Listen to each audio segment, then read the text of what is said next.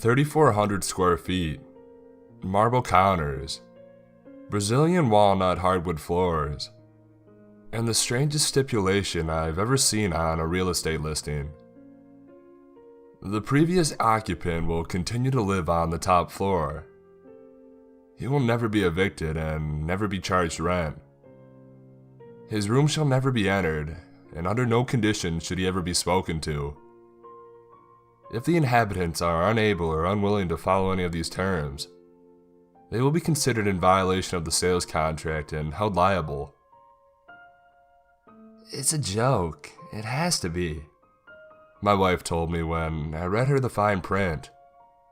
Anyway, it's not like we can afford this place. I just want to take a peek, okay? We'd spent the last month attending every open house in a 10-mile radius around my new job, and everything had started to blur together into one big gray building. My wife just wanted to see something different, even if it was way out of our league. I couldn't believe it when the real estate agent told us this mansion was well within our budget. "What's the deal with the hermit though?" was the first question that I asked the listing broker, a sweaty bear of a man. "Oh, you won't even notice him," the agent said, nodding vigorously as though agreeing with himself. "And if you're worried about your space, I'm going to stop you right there. The downstairs has 2 beautiful full-size bedrooms, so your daughter can have a room of her own. Wouldn't you like that, honey?" The giant man had to crouch to be level with Neela, my 11-year-old daughter. "Wouldn't you like your own room where you can play music as loud as you want without it bothering anyone?" "Yeah." I winced as Neela glided across the hardwood floors in her socks. "I'd live here." "Have you seen this kitchen?" my wife shouted from around the corner. "Brand new Viking appliances. It's even got a built-in espresso machine." I felt the decision slipping away from me. It's not the space. You have to admit that it's a weird situation, right? The agent shrugged. "It wouldn't bother me," he said. "What would bother me is knowing I could have given my family the house of their dreams but didn't just because I felt weird about an eccentric old man that I had never seen." And just between the two of us, he bodily pulled me under his arm where I could distinctly feel the sweat soaking through. "The guy up there is about 100 years old. A couple years and he'll be gone for good and all that space will be yours." We met the generously low asking price, and within a month, my family had moved into the house. It seemed impossible to me that we'd never see Mayako, the old man, but it was actually true. He had his own bathroom, and every week there would be a delivery man who left a bag of groceries at the top of the stairs. The groceries would sit there the entire day, eggs, milk, meat and all, not disappearing until the following morning. Every once in a while, we'd hear someone shuffling around, or a radio would sputter to life and play songs that were old before I was born. But that was it though. Most of the time we forgot that Mayako even existed. Most of the time. Then there was this one night around 11 p.m. when the lights were already off. I heard muffled, heaving sobs echo through the house. My first instinct was to check on Neela, but she was just quietly sitting up in her bed. "You heard it too?" she asked. "Yeah, it's nothing, just go back to sleep," I told her. "Why is Mayako crying?" "I don't know, but it's none of our business. We made a promise not to disturb him, and can you promise that too, Neela?" She nodded, gaping at the ceiling. I turned on some soft music to drown out the sound, but that wasn't the end of it. When I got back to my bedroom, my wife was gone. She wasn't in the bathroom either. I was beginning to entertain a fantastical paranoia about some misshapen ghoul crawling down to snatch her when I heard her voice on the stairs. "I'm sorry to bother you, Mayako. Is everything alright?"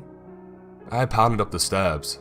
Neela had come out of her room too, and we both watched as my wife knocked on the forbidden door again.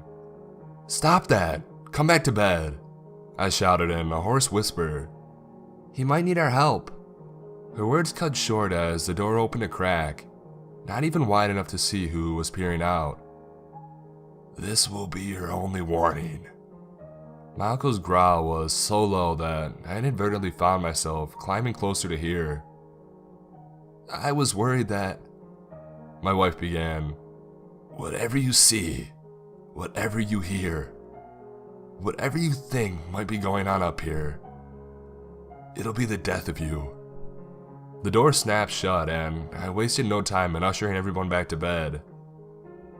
The crying never really went away after that. For the next 2 weeks, we'd hear him whimpering and moaning as he battled some unknown illness. Or perhaps it was just a deterioration of his ancient body finally giving out. Sometimes there would even be feeble calls for help, but I was quick to remind my family of our promise. They both argued at first, but eventually we got used to having music playing all the time and we didn't hear it anymore. That was at least until it got worse. Grunting, moaning, and even screaming. Wild, vicious yelps like an animal in the throes of death. It was late at night again, after Neela had gone to bed. My wife jumped up towards the door in an instant and I had to physically pin her arms to keep her there. He's in pain, we just can't leave him, she insisted. But you heard what he said. It's his right to be alone. What about 911? Even if he doesn't want our help, he can't say no to someone trying to save his life. Maybe he doesn't want that either. She wasn't resisting anymore. I steered her back onto the bed and caressing her shoulders, speaking softly in the vain fight against waves of tension rippling across her face and body. Maybe it's just his time to go, and that's what'll be the best for all of us. For all of us. Suspicion crept into her voice. She was back on her feet again before I knew what was happening. You want him to die, don't you? A living, breathing human being, and you want him dead just so we have a little bit more space. That's not what I meant. I just said, listen to him. He's in agony. We just can't sit here and... We both shut up at the sound of the knocking. 1, 2, 3. Hesitant but insistent knocks. Hello? Mr. Malcow. My wife and I exchanged a panicked glance. A door swung open somewhere above us. Get out! Get out, you stupid girl! Nyla, don't! I shouted, out of the bedroom, up the stairs, just in time to see my daughter disappear and the door close behind her. My wife was right behind me as we raced up the stairs. We were still a few feet away when we heard the distinct rattle of a chain, and then a bolt sliding into place. Mayakaw, open the door, Mayakaw, we're here to help. I tried. Go away. I warned you, didn't I? I warned you both. She's mine now. Nyla, can you hear me? My wife shouted. What's going on in there? I don't know, it's weird here. Nyla replied through the door, but her voice reverberated as though it came from a tunnel a long way off. It's all mirrors and on forever. Is the old man trying to stop you from leaving? I held my breath during the long pause. Nope, Nyla said. All the air came pouring back out of my lungs. There isn't anyone here. Another glance between my wife and I. Her face was drawn and white. She stepped forward uneasily, trying to look through the crack under the door. Can you unlock the door, sweetie? Can you come back out? My wife asked. Another long pause. I crouched down too, catching a dark flash of movement across the doorway. Nyla, are you still there? I prompted. Uh-huh. Another pause. I'll be right there. Nyla, the door! My wife insisted. She started rattling the handle. Don't come in, Nyla shrieked. You won't like it. It was more than I could take. I started slamming into the door with my shoulder. The door rattled in its frame. Nyla was becoming hysterical and there weren't words anymore, just varying pitches and whimpers. Dust raining down around me. My wife joined in the effort, crashing into the door together. The old hinges buckled and twisted. We couldn't hear anything anymore, but that just made us slam harder until the door flew open. A brilliant flash of disorienting light. Mirrors everywhere. Everywhere. A whole world of mirrors stretched to the vanishing point of the distant horizon. Great hillsides were carved with thousand-faced pinnacles of light. Trees ruptured from the ground to shine in every direction, and even soaring clouds fractalized countless insults to geometry with their smooth sides. And from them all shone a dazzling array of faces and eyes, all peering back at me. Although, none of them were mine. Old men, young men, women and children, all mirroring my movements from an unfathomable myriad of sources and angles, all staring at me. That's when I realized that Macau hadn't been the one crying all this time. It was the figures in the mirrors, untold anguish causing tears to run down their faces even while matching my movements otherwise. "Where's Macau?" my wife asked. Nyla shrugged. She was kneeling on the ground, making faces at an old lady peering back. Her wizened face contorted into a variety of sneers which seemed preposterously absurd on someone of her age. "Okay, we need to get out of here. Now." They weren't listening to me though. My wife was turning in slow circles, utterly bewitched. Numerous pitiful forms began to echo her. "How does it do that?" she asked. "Is this a screen?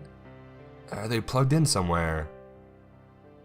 "If Macau isn't here, then who locked the door after Nyla?" I asked. And that finally got their attention. That and the rattle of the chain as the solitary standing door locked once more behind us. "She's all mine now. You're all mine." It was Macau's voice, but I couldn't figure out where it was coming from. I surged towards the door, slamming into an invisible barrier like a wall of glass. My wife and daughter were in the same situation, helplessly pounding the empty air. No, they were pounding the insides of their mirror, just like I was. 2 weeks, came the voice, everywhere and nowhere, far away yet emanating from within. 2 weeks is a long time to listen to someone suffer. "But you told us," I protested. "I've listened to them for years though," Macau replied. There, standing by the door, a dark and huddled shape, only a few feet tall, and so bent that its back extended several inches higher than the pit of darkness that was its head. Red eyes gleaming from somewhere deep inside this tortured mass, watching me with hawkish intensity. "They never stop, you know. You think they would have given up on giving up by now. Who are you? What is this place?" The red eyes blinked. "This is your home. Your one true home. And no matter how comfortable you make yourself out there, no matter how loudly you turn up your music and play pretend, you will always be a visitor. And wherever you go, and whoever you love there, it will only last until you come home to me again." Nyla was crying, but I couldn't look at her. My wife, I don't know where she is. I couldn't take my eyes away from the creature that taunted me. He felt so tangible, so real. The only real thing in this place of mirrors. "I don't want to be here. Let us out. Let us go." "You won't bother me again?" "Never, we promise." "Not never. That would be a lie." The dark figure was right on the other side of the invisible barrier now. He lifted one hand, little more than a claw really, and I was horrified to watch my own hand mirror the movement until my finger touched the gnarled terminal of his hand. "But not soon, I hope. Not until you're ready to come home." The invisible glass shattered as our fingers touched. His image, the image of this impossible place, everything shattered and fell away. I was left standing with my finger touching the back of an empty mirror frame, ground littered with broken shards. I gently but urgently guided my wife and daughter out of the room, carefully picking our way through the carpet of glass, and then I closed the door firmly behind me. The bag of groceries is still left on the top of the stairs each week, and sometimes there's laughter to go with the crying. My family and I still haven't agreed on what exactly happened up there, but no one has made the suggestion to make a second trip. I think death is the stranger living upstairs, but I suppose that's true of everyone. At least ours is close enough to keep an eye on.